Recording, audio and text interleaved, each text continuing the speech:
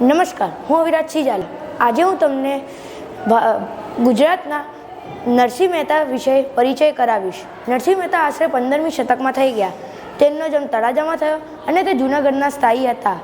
તેમના પ્રભાવથી આજ પણ બહુ પ્રસિદ્ધ છે. તે જ્યારે જૂનાગઢમાં સ્થિત દામોદર કુંડમાં નાહવા જતા ત્યારે તે ગાતા હતા, જાગને જાદવવા ક્લોશ ન ગોવાડિયા તુજ વિન ધેનમાં કોણ જાશે.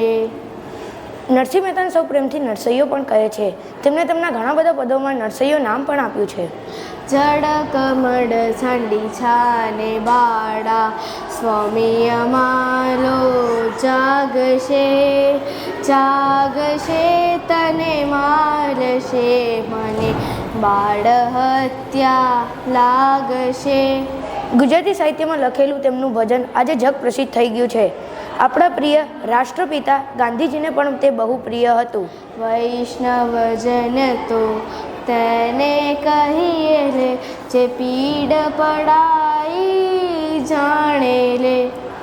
તેમના પદો બહુ સરળ છે. તેમને ઝૂલલ છંદમાં ઘણી રચનાઓ કરી છે.